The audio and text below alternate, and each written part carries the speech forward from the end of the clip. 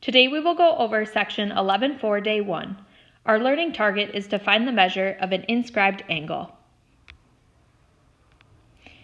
Let's review central angles.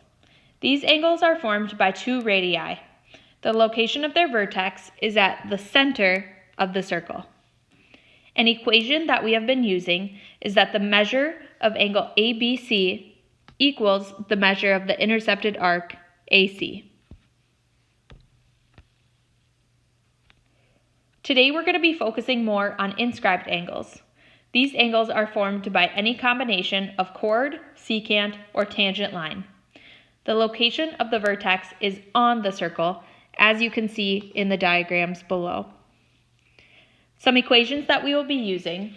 The diagram on the left, the measure of angle ABC equals 1/2 the measure of the intercepted arc AC. With the diagram on the right, the measure of angle ABC equals 1/2 the measure of the intercepted arc AB. So the measure of an inscribed angle is 1/2 the measure of the intercepted arc. Let's go over a few examples.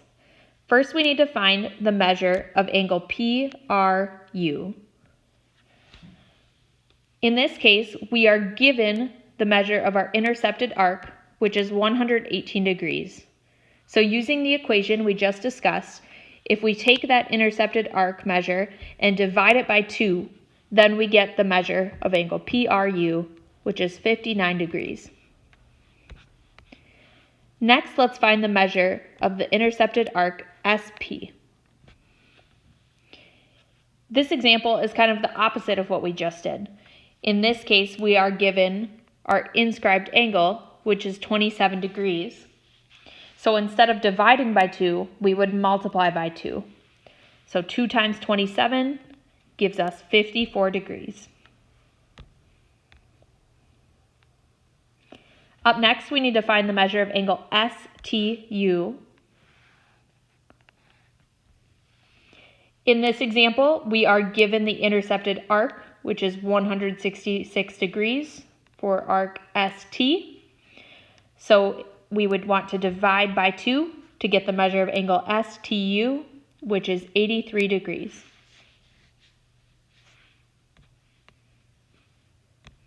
Up next, we need to find the measure of intercepted arc SR.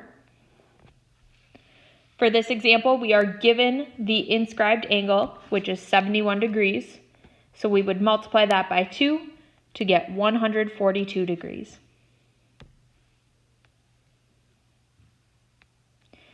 We have one more question that we're going to go over. What if two inscribed angles subtend the same arc? So if you take a look at this picture, you can see we have this green angle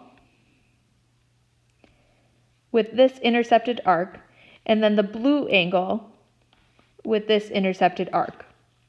So these two inscribed angles share the same intercepted arc, which is shown by this dotted pink line. So if inscribed angles of a circle intercept the same arc or are subtended by the same chord or arc, then the angles are congruent. So you can see we have marked these two inscribed angles as being congruent. So let's use this information and go over an example. We need to find the measure of angle LJM. So if you take a look at this picture, you can see that we have two inscribed angles, LJM and LKM, and they happen to share the same intercepted arc, which is LM. We are given two expressions for each of these inscribed angles, and since they share the same intercepted arc, we know that these two angles are congruent. So we can set those two parts equal. 5b minus 7 equals 3b. Then if we subtract 3b from both sides, we get 2b minus 7 equals 0.